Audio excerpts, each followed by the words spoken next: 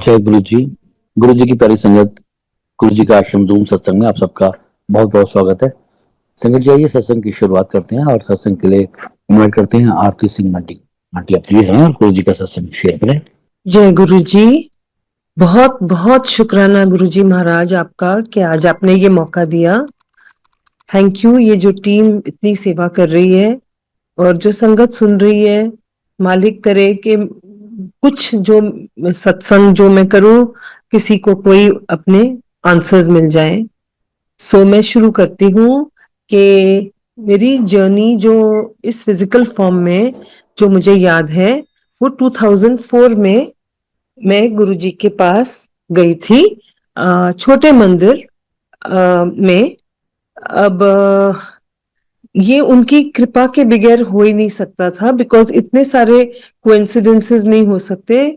बच्चे स्कूल में थे और उनके होमवर्क होते थे, लेकिन महाराज का टाइमिंग ऐसे था कि शाम को बच्चे होमवर्क भी कर चुकते थे एंड बिल्कुल हमारे घर से 10 मिनट की दूरी पे छोटा मंदिर था। और हम सिख फैमिली से हैं और जैसे नॉर्मली और किसी गुरु को नहीं मानते, मगर हम वो भी प्रॉब्लम नहीं थी हमारी फैमिली में। सब थोड़े ब्रॉड माइंडेड, इजीली हम चले गए। तो महाराज के पास जब हम फर्स्ट टाइम गए तो हमारी क्या मांग थी और किस कारण गए, वो ये है कि थैंक यू महाराज के कोई ना कोई प्रॉब्लम ही होती है तो हम आपके पास आए। तो हमारा एक घर है चंडीगढ़ में और उस घर को उस समय किसी क्या कहते हैं पॉलिटिकल फैमिली को दिया हुआ था। गलती करी क्योंकि वो पावर में थे और वो हमें हमारा घर बिल्कुल वापस नहीं कर रहे थे। तो पहली बार मेरे हस्बैंड, मैं, मेरी मदर इन लॉ और मेरे 2 बेटे, हम सब गुरुजी के पास गए। और गुरुजी ने मेरे हस्बैंड को देख के पूछा, तनु की चाहिए सरदारा। तो नेचुरली महाराज को तो पहले ही सब कुछ पता था, बट उनका ये सवाल उन्होंने हमें दिखाने के लिए किया कि वो ऑर्डिनरी हैं, इसीलिए हम भी उनको नहीं समझे। तो मेरे हस्बैंड ने कहा मेरे चंडीगढ़ का घर। इतना कहने पे गुरुजी ने अपनी आंखें बंद करी और उन्होंने जो हमारे आसपास के घर थे, लेफ्ट साइड राइट साइड, सबके नाम बताए। इथे ओ रहिंदा है, इथे ओ रहिंदा है। एंड गुरुजी ने कहा 2 महीने बाद वो घर आपको मिल जाएगा। अब उस समय सिचुएशन ऐसी थी कि वो घर कभी नहीं मिल सकता था अगर महाराज नहा ना आते, क्योंकि मेरे हस्बैंड बहुत मेहनत कर चुके थे, चक्कर काट चुके थे और वो हर हफ्ते चंडीगढ़ जाते थे और बिल्कुल खाली हाथ ही वापस आते थे। लेकिन जैसे महाराज ने कहा वैसे ही हुआ। 2 महीने बाद वो घर, उनकी कोई गलती के कारण उन्होंने कुछ पेपर वर्क में गलती की और उनको कोर्ट से ऑर्डर हुआ कि ये घर वापस करो। हालांकि वो लोग इतने पावरफुल थे कि जो जो जुडिशरी थी, जो पुलिस थी, जो बिजली का डिपार्टमेंट था, सब कुछ उनके कहने के मुताबिक चल रहा था। लेकिन जब महाराज आ गए तो कुछ भी नहीं चली।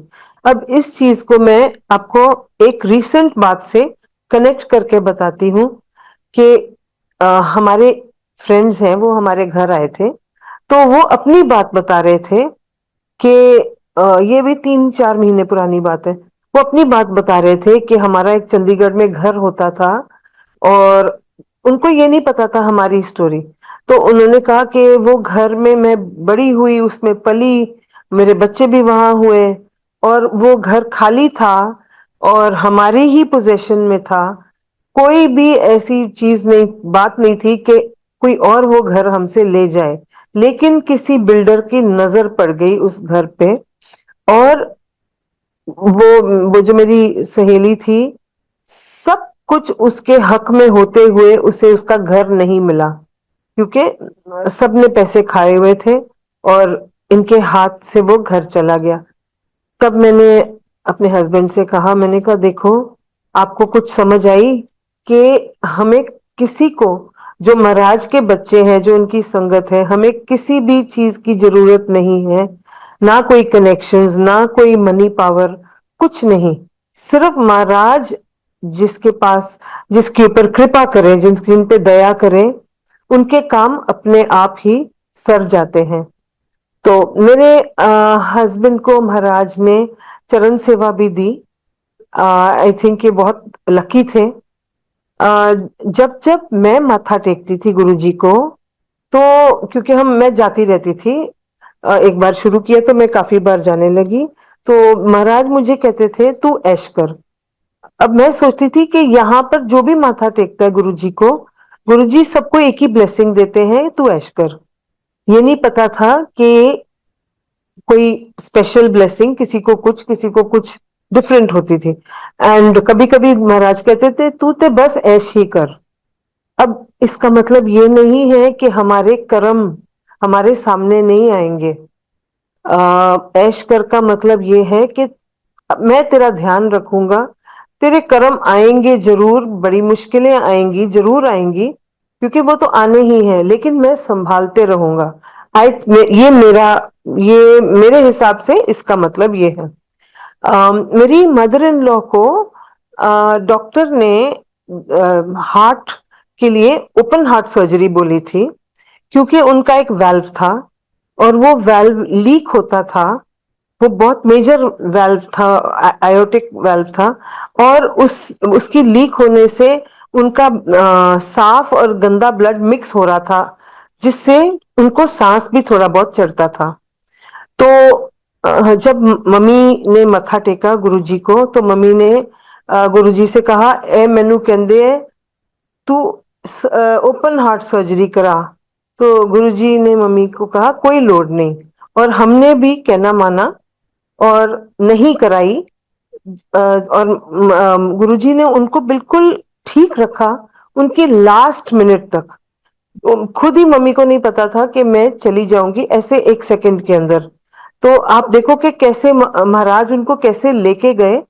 मैं और मेरी मदर इन लॉ, हम एक शादी पे गए थे, और मेरी मम्मी तो शादी के कपड़ों में, मेरी मदर इन लॉ शादी के कपड़ों में सजी हुई थी, हाथों में मेहंदी लगी हुई थी, अच्छी ज्वेलरी बिंदी लगी हुई थी, और अच्छा खा रहे थे, जो जो दिल करता था। महाराज ने उनकी सारी ख्वाहिशें पूरी करी, जो जो उनका दिल कर रहा था वो खा रहे थे, वो डांस भी करके। और फिर जब शादी के बाद हम गाड़ी की वेट कर रहे थे, वहां पर वो लेट गए, और वो कहते मेरे को लो खड़ा नहीं होया जाता, एंड एक सेकंड में वो चले गए। सो कौन, किसकी किस्मत इतनी अच्छी कि महाराज उनको ऐसे अपने हाथों में फूलों की तरह ले ले जाएं। सो ये तो मेरी मदर इन लॉ का था। मेरे दोनों बेटे उस टाइम स्कूल में थे, क्लास 7 और क्लास 9 में पढ़ते थे।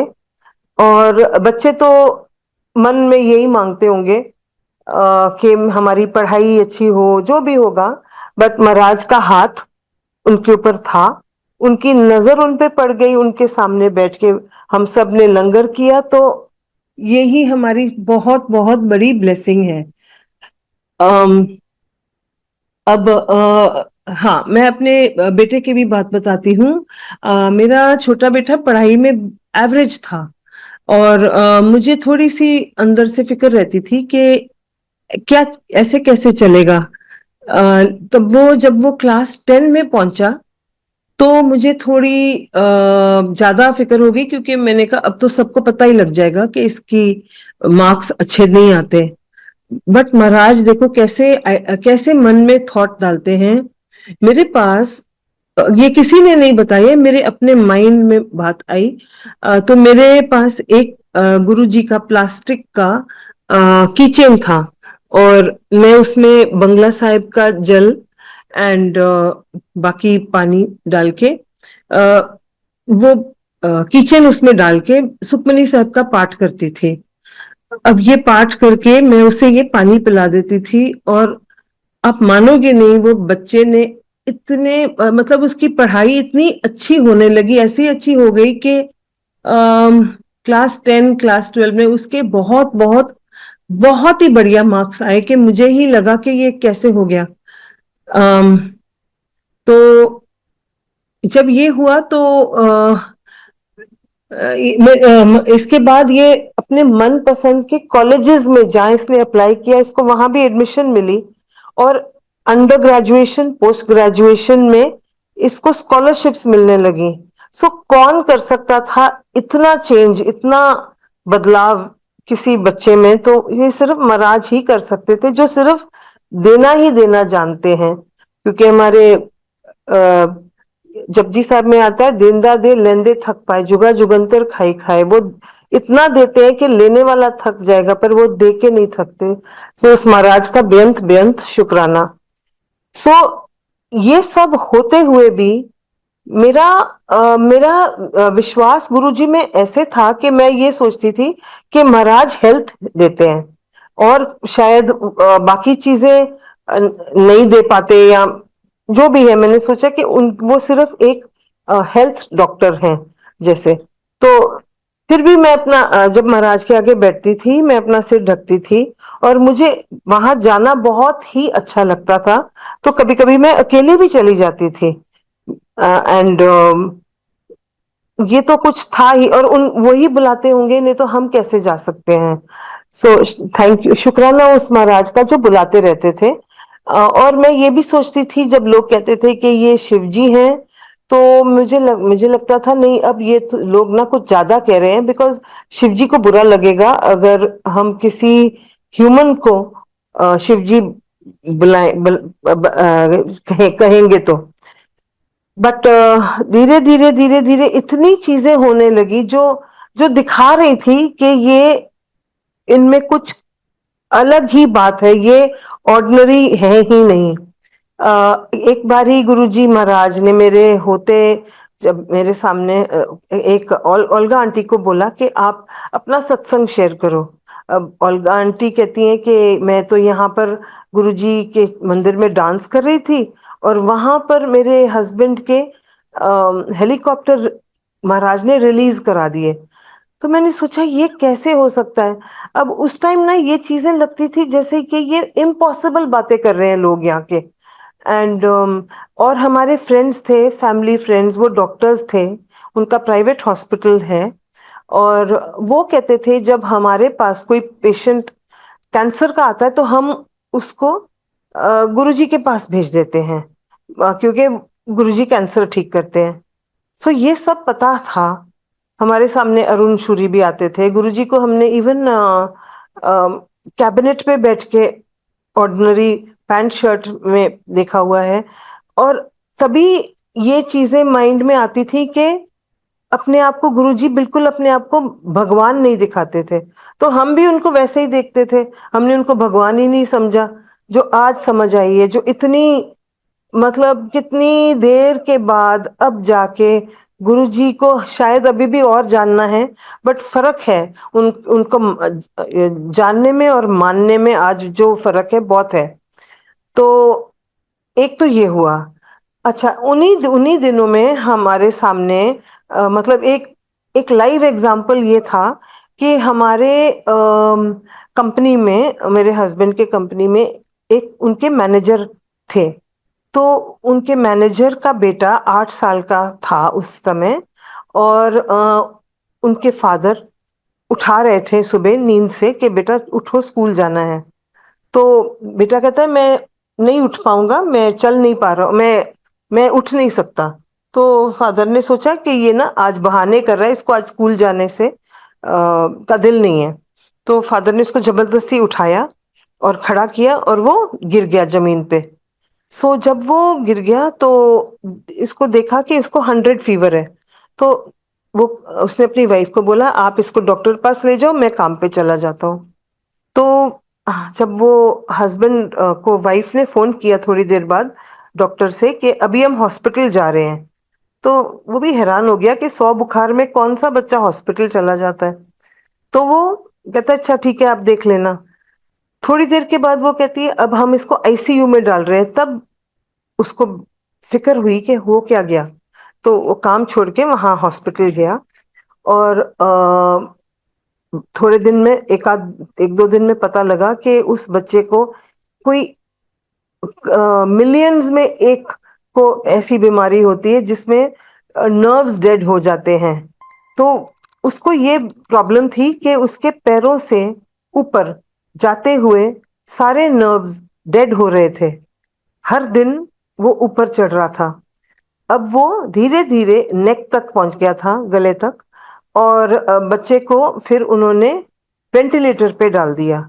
और फैमिली को, अब मैं थोड़ा इसको ना स्पीड अप करके जल्दी कह रही हूँ, तो फैमिली को बोल दिया था कि आप ना अपने रिलेटिव्स और सबको बुला लो, बिकॉज अब ये नहीं बचेगा। क्योंकि जैसे ये जब हेड के नर्व्स भी डेड हो जाएंगे तो ये मतलब ये बच्चा नहीं बचेगा। अब आप देखो कि महाराज कैसे हेल्प करते हैं। ये बच्चे का फादर किसी भगवान, किसी भी चीज में विश्वास नहीं करता था, लेकिन इन दिनों में उसने ये सब भी करके देख लिया। जो कोई ये उपाय बोलता था वो कर लेता था, बट कुछ फर्क नहीं पड़ा बच्चे को। अब डॉक्टर जिगीशा थी उस टाइम, जो इस बच्चे की फिजियोथेरेपी करा रही थी। तो उन्होंने पूछा फादर को कि मैं अपने गुरुजी की एक छोटी सी फोटो इसके तकिए के नीचे रख सकती हूँ। उसके फादर ने बोला ठीक है, कर लो, ये भी रख लो। आप मानोगे नहीं, जब उसके पिलो के नीचे फोटो रखी, तो वो बच्चा एक दिन में वेंटिलेटर से उतर के आईसीयू में आ गया। फिर आईसीयू के बाद वो रूम में आ गया, जो एक बहुत ही बड़ी, बहुत ही इम्पॉसिबल चीज थी। तो फादर का भी फेथ बन गया ऑलरेडी, समझ गया, उसको आ गया, समझ आ गई। अब थोड़े दिन के बाद वो जो गुरुजी की जो फोटो थी, ये लोग ढूंढ रहे थे पर इनको मिल ही नहीं रही थी। वो पता नहीं कैसे उनसे गुम गई। वो कहाँ मिली? किसी और के वेंटिलेटर, जो वेंटिलेटर में था उसके पिलो के नीचे। और उसका भी वेंटिलेटर उतर गया और वो भी ठीक होके वो भी रूम में आ गया।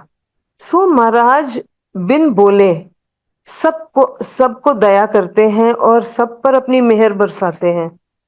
सो ये बात सुन के, ये बात देख के बहुत समझ आने लगी कि गुरुजी ये ऑर्डिनरी है ही नहीं, ये कुछ अलग ही, बहुत ही मतलब इनके बस में सब कुछ है। तो अब मेरे को क्या प्रॉब्लम एक और थी कि मुझे अपने सिखिज्म में पूरा फेथ था।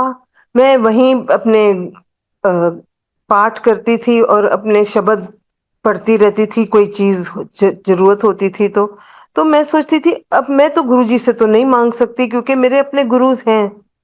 तो आ, मुझे ऐसा लगता था कि मैं ऐसे, मतलब कितने अलग अलग गुरु तो नहीं कर सकती। और प्लस मैं थोड़ा साईं बाबा पे भी विश्वास रखती थी। लेकिन महाराज ने ये भी कैसे दूर किया कि एक दिन मैं पाठ कर रही थी, तो मैंने ऐसे ही फोटो खींची और अपनी सहेली को भेजी। तो जो फोटो खींची तो पीछे जो पर्दा था उसके ऊपर सर्प देवता, गुरु नानक देव जी और साईं बाबा जी के इमेज बन गई। तब मैं समझ गई कि ये सब कुछ एक ही है, मुझे डरने घबराने की कोई जरूरत नहीं है, बिकॉज मेरी गुरुजी की तरफ बहुत खिंचाव हो रहा था। अब ये भी था कि जब तक मैं अपने लिए नहीं मांग रही थी, बट अपनी कोई भी सहेली की कोई भी प्रॉब्लम होती थी तो मैं उनको बड़े मंदिर ले जाती थी, गुरुजी के पास के बड़े मंदिर में ले जाती थी। और हर एक की प्रॉब्लम, जो भी गया, हर एक की प्रॉब्लम दूर होती गई। सो यहाँ से भी पता था कि यहाँ पर ये जो गुरुजी है ये बहुत पावरफुल हैं। ऐसे ही उन दिनों में दो बच्चियां हमारे पास रहने आई, जो बच्चों के स्कूल में पढ़ती थी। और उनमें से जो बड़ी वाली थी, उसको कॉलेज, अमेरिका के कोई कॉलेज में एडमिशन मिल गई थी। लेकिन वो बच्चा एनोरेक्सिक था, उसका वेट इतना कम था कि सिर्फ हड्डियां ही नजर आती थी, जैसे कोई चमड़ी है ही नहीं। तो अमेरिका से उनको मिला कि ये इसको मिल तो गई है 100% स्कॉलरशिप, लेकिन बच्चा जब तक 5 किलो का वेट नहीं बढ़ेगा हम इसको ले नहीं सकते, बिकॉज ये सिक कैटेगरी में आती है, बीमार कैटेगरी में आती है। तो मैं बड़े मंदिर गई थी बाय चांस, और मैंने ये बच्ची के लिए अरदास की। जब मैंने अरदास की तो मैं घर आई और मैंने सोचा कि मेरी अरदास गुरुजी ने सुनी होगी, ऐसे मैंने अपने आप में सोचा। तो मैं घर आके लाइट ऑफ डिविनिटी मैंने खोली, और जो पहली लाइन जिस पे मेरी नजर पड़ी उस पे लिखा था गर्ल पुट्स ऑन वेट। अब मेरे को तो मतलब ये कोई कोइंसिडेंस तो हो ही नहीं सकता। तो मुझे विश्वास था, और वो बच्चे ने वेट पुट ऑन किया, वो बाहर पड़ी, और आज महाराज की कृपा ऐसी है कि जब वो एक बारी आपको ब्लेस करते हैं वो जिंदगी भर की ब्लेसिंग हो जाती है। तो आज वो बच्चा, फिल्म मेकिंग का कोर्स था, वो उसको अवार्ड्स मिलते हैं अपने काम पे, अपने पिक्चर्स के लिए। तो ये भी देखा, मतलब महाराज की बहुत बहुत, जैसे कहते हैं ना, प्रूफ थे कि महाराज बहुत कुछ, सब कुछ कर सकते हैं। तो ऐसे ही एक बारी और मैं बड़े मंदिर गई थी, और वापसी में रात को हो गए थे मेरे ख्याल से 10 बजे, तो मैं वापस आई। तो मैंने रास्ते में सोचा, मैंने कहा सब लोग कहते हैं खुशबू आती है, मैंने तो आज तक गुरुजी की खुशबू क्यों नहीं सूंघी, आई नहीं। ऐसे सोच के जब मैं घर आई तो पूरे घर में इतनी इतनी तेज खुशबू थी कि मेरे हस्बैंड ने मुझे पूछा आज कौन सी अगरबत्ती लगाई है। तो मैंने कहा नहीं, कोई अगरबत्ती लगाई नहीं है रात के टाइम, मगर ये खुशबू घर में कहाँ से इतनी स्ट्रांग आ गई है। तो तब मैं समझ गई कि मैंने ऐसे सोचा, और महाराज तो सुन रहे हैं, हमारी सोच में भी हैं। एंड ऐसे ऐसे कुछ कुछ कुछ कुछ होता ही रहा, इतना कुछ होता रहा। अब मैं वापस पीछे चली जाऊंगी कि महाराज सिर्फ 2004 से नहीं देख रहे, वो कब कब से देख रहे हैं वो तो अब समझ आती है। अम, एक तो मैं शिव जी की भक्ति करती थी शादी से पहले, बिकॉज हमारी मिक्स्ड फैमिली है, हम मैं हिंदू एंड सरदार फैमिली से बिलोंग करती हूँ। तो मैं हर मंडे शिव जी के मंदिर जाके जल चढ़ा के अरदास करती थी कि मुझे ऐसा ऐसा हस्बैंड चाहिए जो मेरे मालिक ने मुझे दिया। और मुझे ये भी नहीं पता था कि एक दिन आएगा कि मैं मालिक से मिलूंगी। सो अब क्या हुआ कि जैसे मेरी शादी हुई, शादी के 1 महीने के बाद मेरी बहुत ज्यादा तबीयत खराब हो गई, इतनी खराब कि समझ ही नहीं आए कि क्या हुआ है। तो डॉक्टर पास में गई तो डॉक्टर ने कहा कि इसके इसके मतलब अंदर इन्फेक्शन फैली हुई है, क्योंकि मेरे दोनों ओवरीज के ऊपर सिस्ट थे, और वो सिस्ट ट्विस्ट और टर्न होके सारी इन्फेक्शन फैला रहे थे। तो उसने कहा कि बहुत ही अर्जेंटली सर्जरी करनी पड़ेगी, नहीं तो ये बचेगी नहीं। तो जब सर्जरी करी तो उनको एक ओवरी निकालनी पड़ी, एक ट्यूब निकालना पड़ा। एक ओवरी जो जो भी किसी हालत में नहीं थी, फिर भी उसने कोशिश करी कि मैं जो बचा सकूं बचा लूं, उसने स्क्रेप कर उस ओवरी को स्क्रेप करा, और जो एक ट्यूब रह गई थी उसमें भी ब्लॉकेजेस थे। तो डॉक्टर ने क्लियरली मेरे इन लॉज को कह दिया कि आप ग्रैंड पेरेंट्स नहीं बन सकते। तो नेचुरली वो भी उदास थे, और मुझे उन्होंने शुरू में तो कुछ बताया नहीं, लेकिन बाद में पता लग गया। अब कौन सी आवाज थी मेरे अंदर कि मैं तो फिर भी डॉक्टरों के पास जाने लगी। लेकिन मुझे दिल्ली के सारे डॉक्टरों ने बोल दिया कि आपका बच्चा हो ही नहीं सकता, बिकॉज कि आपके अंदर ऑलमोस्ट जो भी है वो सब रिमूव हो चुका है। तो मेरे अंदर वो आवाज कहती थी, मुझे कोई विश्वास था जो मुझे कहता था नहीं बच्चे होंगे। कोई मुझे पागल समझता होगा, लेकिन वो जो भी आवाज थी वो मेरे महाराज की थी।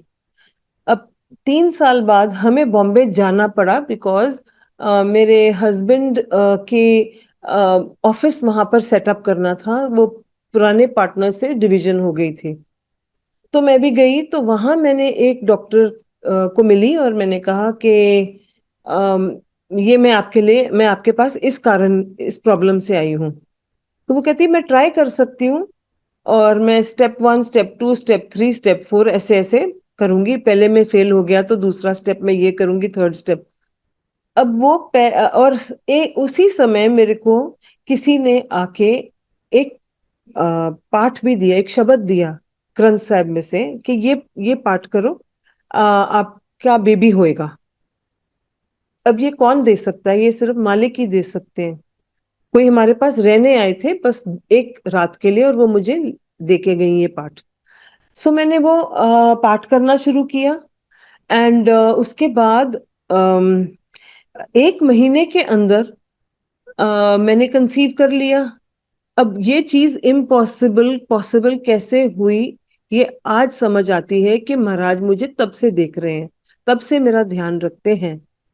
तो मेरा जब बेटा पैदा हुआ, तो जब वो 1 साल का था, तो मैं दोबारा प्रेग्नेंट हो गई। इस बारी तो मैं किसी डॉक्टर के पास भी नहीं गई ना कुछ।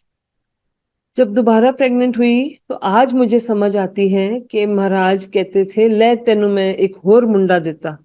जो इम्पॉसिबल चीजें थी वो महाराज ने पॉसिबल कर दी।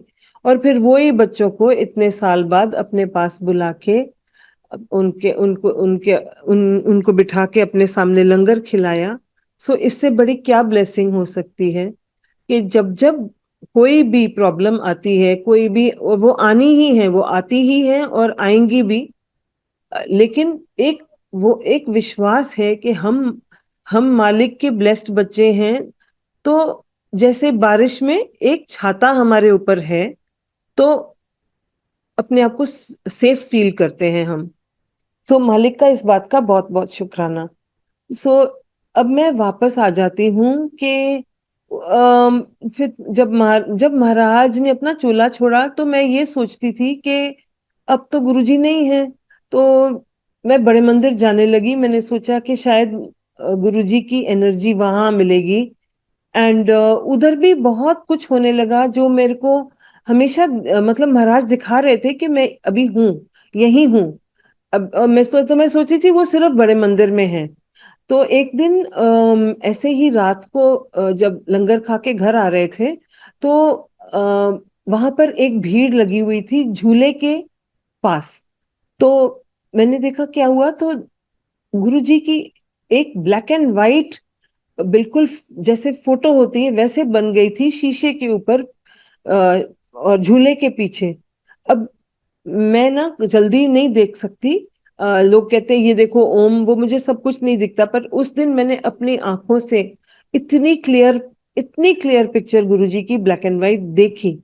सो ये मतलब ये अपने आप ऐसे हो ही नहीं सकता जब तक महाराज ना कृपा करे। वो हुआ। फिर 1-2 बार मुझे उनकी मालिक की कृपा से शिव मूर्ति की ब्रासो सेवा मिली। ये भी उनकी दया हुई। और एक बारी मेरी सिस्टर इन लॉ पूना से आई थी, और वो कहती है कि बड़े मंदिर चलो। तो वो मंडे था, और उन दिनों में बड़े मंदिर 5 बजे शाम को खुलता था मंडे को। तो मैंने कहा दीदी कोई फायदा नहीं है, इस टाइम पे बंद होता है। तो वो कहती है चलो एक बारी ट्राई करते हैं। तो मेरा मन नहीं किया कि मैं उनको मना करूं। मैंने कहा अच्छा चलते हैं, क्योंकि बड़ा मंदिर भी हमारे घर के पास ही पड़ता है। तो वहां गए, तो आप देखो कि एक लेडी आई किचन से, और उन्होंने पूछा कि आप सेवा करोगे? तो हमने कहा हाँ। कहते 2 लेडीज नहीं आई हैं, आप आ जाओ। तो मुझे ये नहीं याद कि हमने क्या सेवा करी, मेरे ख्याल से कुछ आलू छिलना या कुछ होगा, वो सेवा मिली हमें। तो महाराज ने ही बुलाया, कुछ सेवा ली, इसीलिए ली कि कुछ देना होगा। सो ये भी कृपा हुई। और उन दिनों में जरा इजी भी था। पुरानी बात थी कि जब हम अगर 5 बजे से 4:30 बजे जल्दी चले जाएं, तो हम फूलों की भी सेवा कर लेते थे। और वो भी मुझे मिला, मालिक की कृपा हुई। और ऐसे बड़े मंदिर में बहुत बहुत चीजें हुई जिससे मेरे को अपने आप को शुक्राना में ही रहती हूँ कि बस बनी रहे कृपा उनकी हम पर। तो ये सब हो रहा था, लेकिन जो विश्वास आज है, जो उनके साथ अब जो जुड़ाव है, उस समय नहीं था। उस टाइम हंसते हंसते खेलते में सब बात हो गई। अब असली जुड़ाव कब हुआ कि 2019 में मैं गई एक शादी के लिए सैन डिएगो में। तो वहां पर एक संगत आई थी न्यूयॉर्क से, जो उनके फ्रेंड्स थे, जिनकी फैमिली में हम शादी के लिए गए थे। तो वो मेरे को देख के वो मेरे साथ ही साथ रहती थी और मुझे कहती थी यू आर माय गुरु बहन। तो मैंने सोचा ये मुझे गुरु बहन क्यों कहती है, ये सोचती है कि मैं गुरुजी से बहुत ज्यादा क्लोज हूँ कि क्या समझती है। पर मैं उसको रोकती नहीं थी और वो सारा दिन सत्संग करती थी। सो थैंक यू, क्योंकि मालिक अपने आप से उस टाइम उन्होंने जोड़ना ही था। मतलब तो क्या हुआ कि उन दिनों में मेरे साथ कुछ ऐसी कोई बात हुई थी। एक और कोई स्पिरिचुअल लीडर थे जिनको जिनको मैं जिनकी बातें सुनती थी, और वो गड़बड़ निकले। तो मुझे इस बात का बड़ा दुख था, बहुत ज्यादा दुख था। तो मैं अपने दिल को लगाई हुई थी ये बात। तो अब ये मेरे को कहती है कि यो मैं गुरु बहन। तो मैं उदास बहुत थी कि मेरे साथ जैसे धोखा हो गया। तो मैं रात को ना शब्द सुन के या पाठ सुन के सोती थी। अब क्या हुआ कि एक दिन गुरुजी रात को मेरे ड्रीम में आए। अब मुझे ये भी नहीं पता था कि महाराज जब कोई ड्रीम में आते हैं तो वो खुद ही हैं। ये कोई ड्रीम नहीं है, ये कोई बाय चांस वाली चीज नहीं है। पर उस टाइम मैंने ये सोचा कि शायद ये सारा दिन गुरुजी की बातें करती है, तब मालिक आए हैं।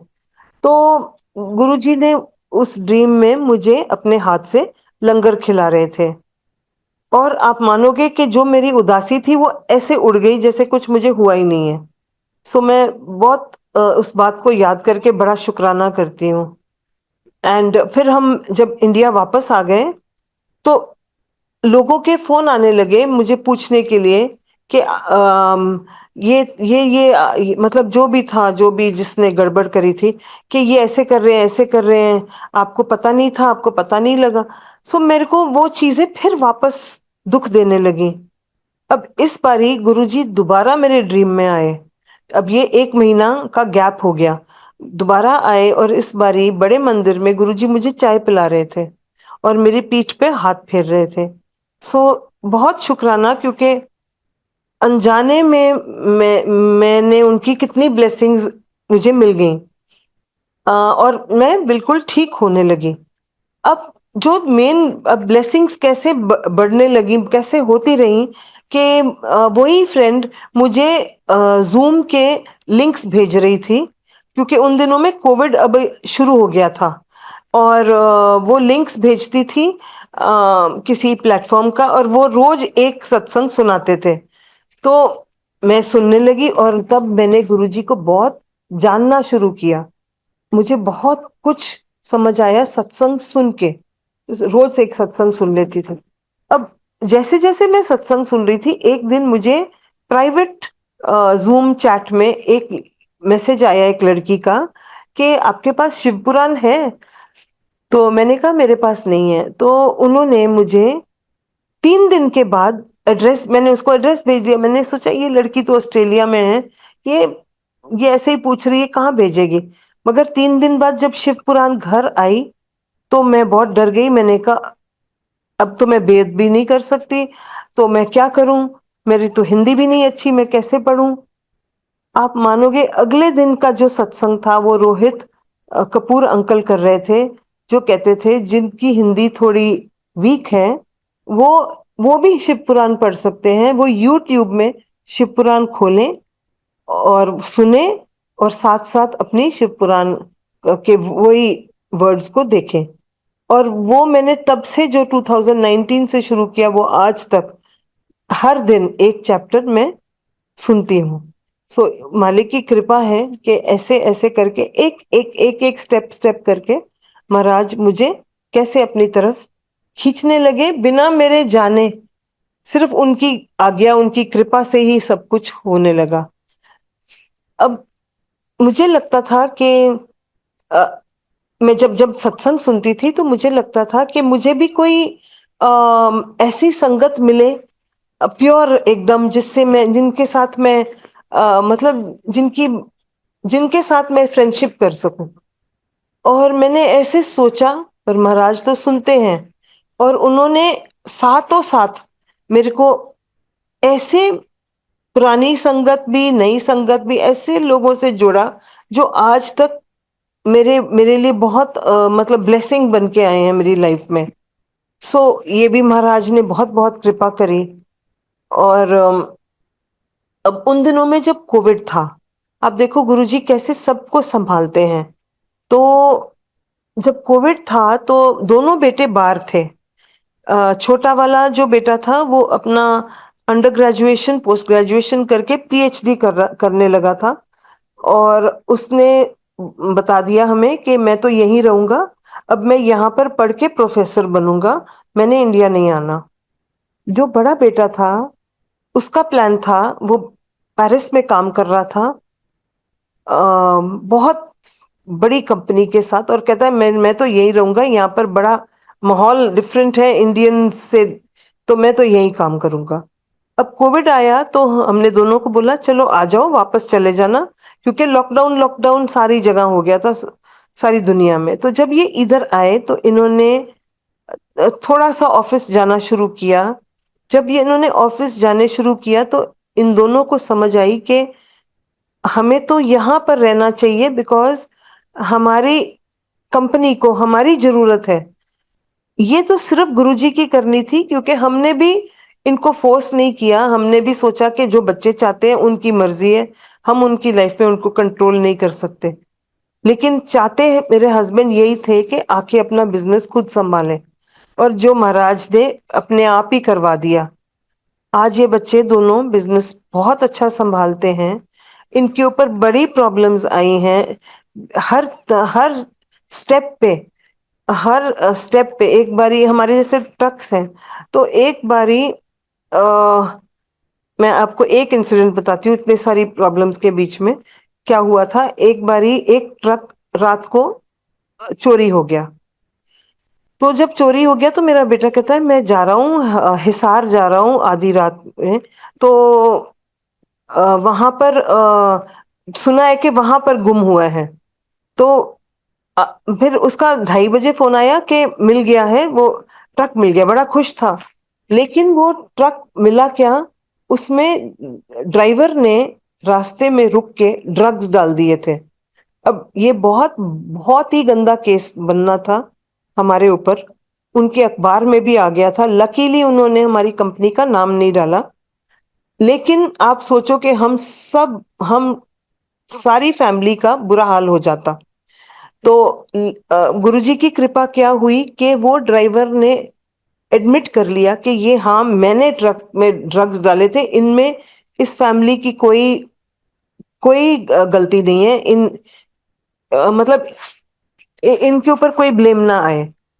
सो आप सोचो कि अगर वो ऐसे ना बोलता, अगर वो ऐसे ना बोलता, ऐसे ना करता, तो हम सब, हाँ हाँ, ये कंपनी बंद हो जाती। ऐसे ही मालिक ने बहुत बहुत बारी, बड़ी बड़ी मुसीबतों से बहुत ही बारी बचाया है।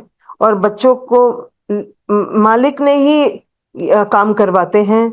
अगर ये कुछ अच्छा कर रहे हैं, ये सिर्फ उनकी कृपा है, नहीं तो ये हम कोई भी किसी भी काबिल नहीं है, ना ही किसी लायक है। सो ऐसे मालिक ने इनको आगे दिया। अब लास्ट ईयर क्या हुआ, गुरुजी तो आपको सब कुछ देते हैं ना। अच्छा नहीं, पहले मैं आपको बताती हूँ, मेरे हस्बैंड को जब कोविड हुआ, ये वाला वो कोविड था, पता नहीं सेकंड के जो भी था, जिसमें बहुत ही जैसे पूरी दिल्ली में ऐसे लगता था कि सुनसान हो गई थी दिल्ली, और सारे हॉस्पिटल फुल थे और कहीं बेड नहीं मिल रहे थे। तो उन्होंने टेस्ट जब कराया, डॉक्टर ने उनके लिए टेस्ट बताया लिख के, तो उसकी रिपोर्ट रात को 10 बजे आई।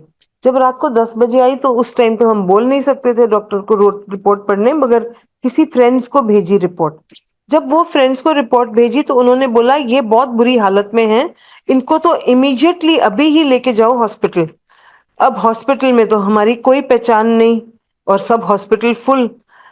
तो मेरे छोटे बेटे का एक दोस्त है जिसने बेटे को बोला हुआ था 3 महीने पहले कि अगर कभी किसी भी हॉस्पिटल की कभी जरूरत पड़े तो मेरे को बताना, मैं हेल्प कर सकता हूँ। हमने सोचा बच्चे ऐसे ही शो ऑफ करते हैं, पर मैंने अपने बेटे को बोला, मैंने कहा अब बोलो, इसको बोलो हेल्प करे। तो उसकी मम्मी का फोन आया, वो कहती है कि मैंने आपके हॉस्पिटल का अरेंजमेंट करा लिया है, आपके घर एम्बुलेंस आधे घंटे में पहुंच रही है और आपका रूम तैयार हो रहा है। अब ये कौन कर सकता है? हमारे कोई कांटेक्ट नहीं, हमारी कोई कहीं जान पहचान नहीं।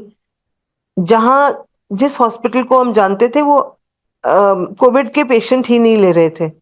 और यहाँ पर महाराज ने ऐसे अरेंजमेंट कराया कि मैं जब हॉस्पिटल पहुंची हूँ अपने हस्बैंड के साथ, तो गेट मैन से लेके रिसेप्शनिस्ट से लिफ्ट मैन से लेके सब ने मुझे पूछा आप आरती सिंह हो, आप आरती सिंह हो।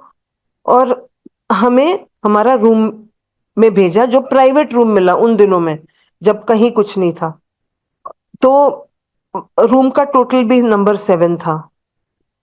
अब चलो, डॉक्टर ने सुबह हम जब मेरे हस्बैंड को मिले, कहते हैं आपने बहुत अच्छा किया कि आप इनको रात को ही ले आए, बिकॉज हमें 8 घंटे मिल गए इनके ऊपर ट्रीटमेंट करने के लिए।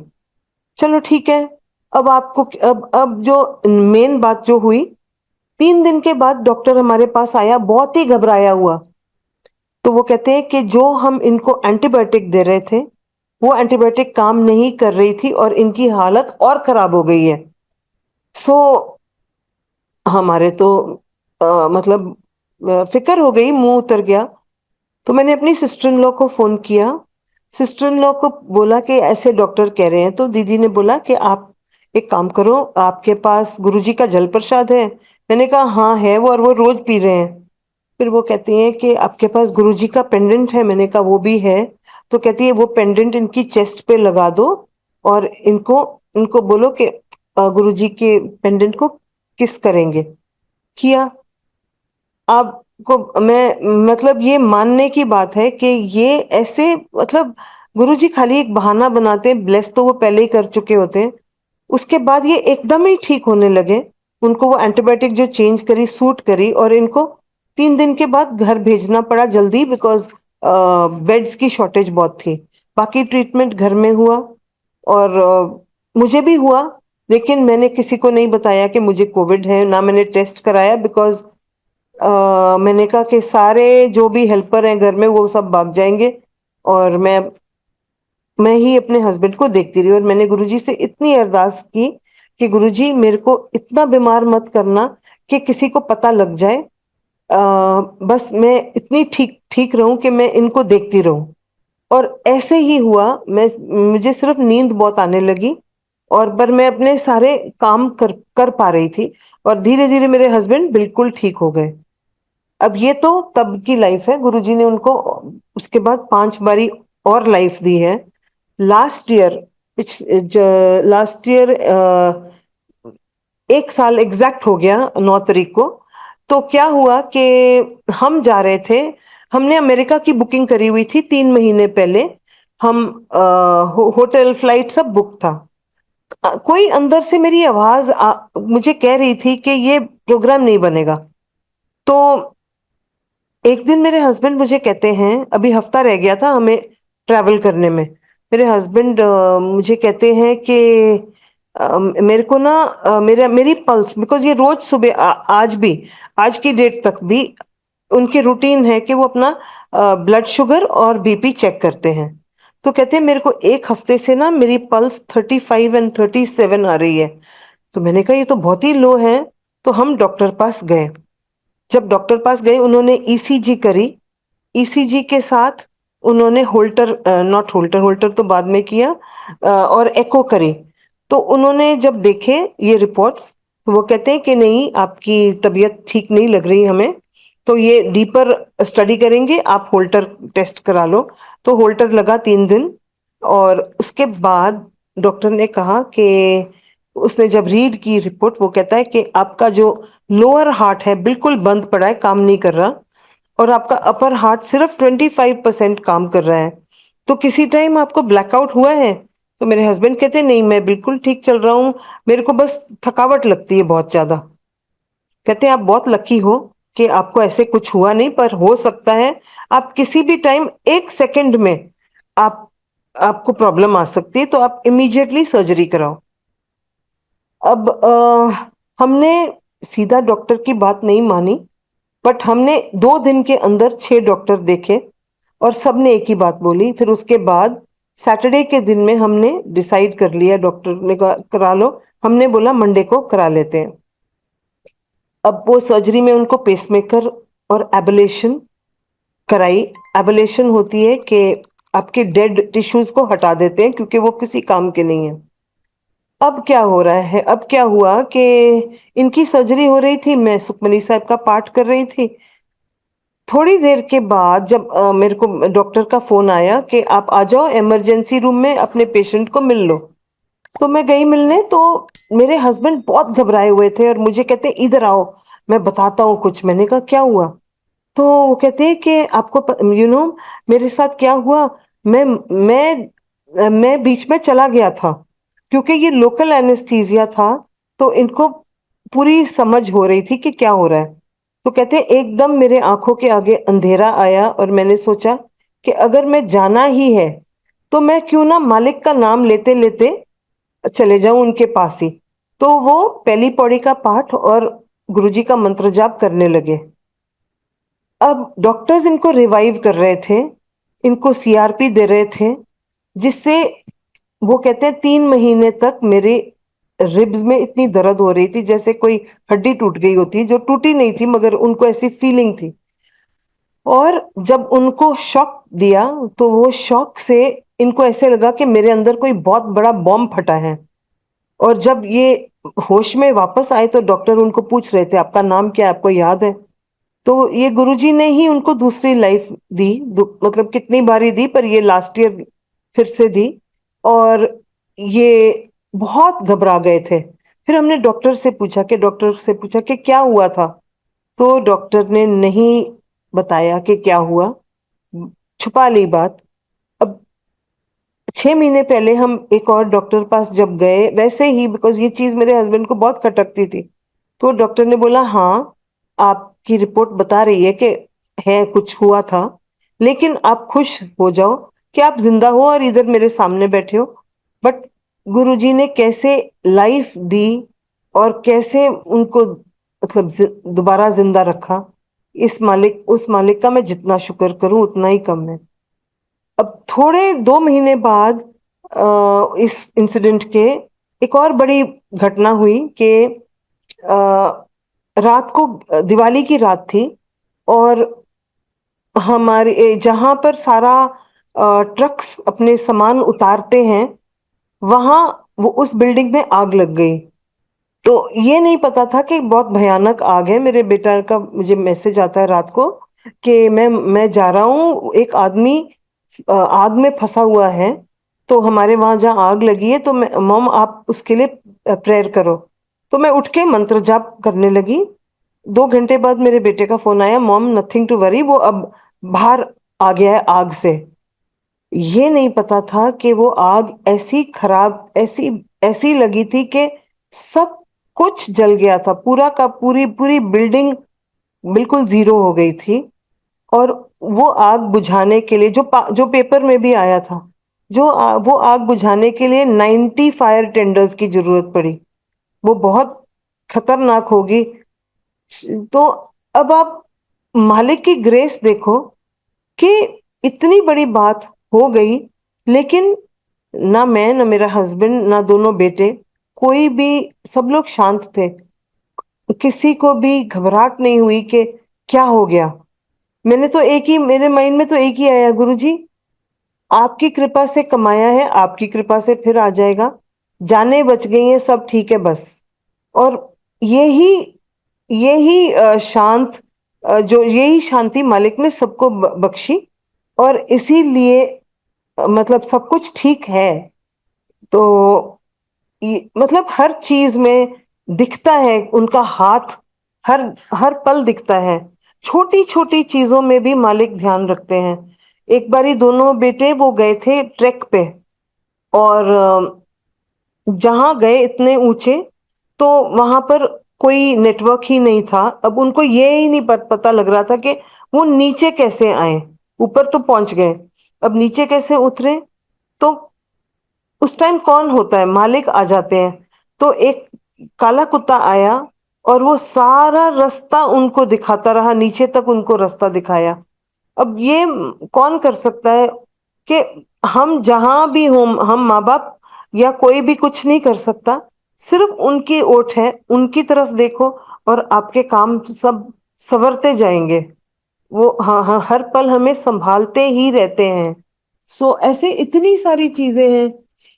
कभी मैं गिरते गिरते बच जाती हूँ तो मैं शुक्राना करती हूँ कि मैं कहती हूँ आज मैं गिर गई होती तो मेरी कितनी हड्डियां टूट गई होती, तो कहाँ से कहाँ बात चली जाती। सो हर छोटी छोटी बात में मैं तो अब उनको ही, उनकी कृपा ही देखती रहती हूँ और उनका बहुत शुक्राना करती रहती हूँ। तो और ऐसे ही ना मुझे एक बारी हमें एक शादी पे जाना था चंडीगढ़। तो चंडीगढ़ जाना था, तो मेरा बेटा भी जा रहा था और हम भी जा रहे थे। तो बेटे ने तो बुकिंग कहीं होटल में करा ली। और फिर मैं बाप बेटा बातें कर रहे थे, तो बेटे ने पूछा आप लोग कहाँ रह रहे हो।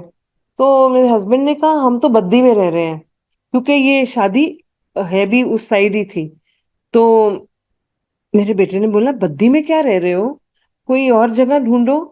तो मैंने जब इनकी बातें सुनी तो मैंने कहा बद्दी तो मैंने वहीं जाना है, मुझे और कहीं नहीं जाना। तो बेटा कहता है आपको बद्दी में क्या इंटरेस्ट है। तो वो हंसने लगा, कहता है इसको मॉम को कोई ना कोई स्पिरिचुअल चीज मिली होगी वहां पर, तभी जा रही है। तभी कहती है बद्दी चलो। अब आप देखो कि गुरुजी कैसे बुलाते हैं। जिस वो लेमन ट्री होटल है जो बद्दी मंदिर से बिल्कुल पैदल जाओ तो 5 मिनट का रास्ता है। तो मैंने फिर उनको फोन किया, पंकज गौतम अंकल को, और पूछा कि ये जो हम आ रहे हैं तो कितने बजे मंदिर खुलेगा। उसी टाइम जब हम पहुंचते हैं तो उसी टाइम मंदिर ने खुलना था। तो वहां गई, मतलब महाराज का बुलावा जैसे जहां हो जाता है, तो उन्हीं के रास्ते चलते जाओ, आपका सारे सब ठीक ही ठीक अपने आप ही वो चलाते रहेंगे। जस्ट छोड़ दो उनपे। कभी कभी मुश्किल है, मांगते भी हम हैं कि प्लीज मालिक ऐसे मत होने देना, बचा लो इस बात से। जो भी होता है हम करते भी बहुत कुछ हैं, जिद्दे भी करते हैं गुरु जी से, बट वो फिर भी सुनते हैं और दया करते हैं, माफी देते हैं। तो बद्दी मंदिर भी मालिक ने ऐसे ही बुला लिया, अपने आप ही हमारा मेरा वहां जाना हुआ। और ऐसे ही चंडीगढ़ में भी मालिक बुलाते हैं। क्योंकि देखो वो घर मालिक ने एक ही बार नहीं बचाया, 2 बारी हम दोबारा गलती करने लगे थे, गलत लोग को देने लगे थे। लेकिन एन वक्त पे एक मतलब हफ्ता हफ्ता पहले गुरुजी ने दिखा दिया ये लोग गलत हैं, इनके पास इनको घर मत देना। और हर बारी बचाते हैं। वहां पर सत्संग भी हो चुका है उस घर में। और हर पल हर क्षण उनकी कृपा ऐसे ही बनी रहे सब पर। तो हमने पता नहीं क्या किया है जो मालिक हम पर दया करते हैं, लेकिन माफी तो मांगती रहती हूँ कि मालिक बहुत बहुत गलतियां करी हैं। और हमारे ग्रंथ साहिब में ये भी आता है जन्म जन्म की मैल लागी, काला हुआ स्याह। सो उस मालिक से यही अरदास करते हैं कि हम इतने मैले काले हो गए हैं, पर आप हमें फिर भी बख्श दो और हमें अपने चरणों में ही रखना। तो यहाँ पर मैं अपने आ, सत्संग को विराम देती हूँ जी। जय गुरु जी, शुक्राना गुरु जी।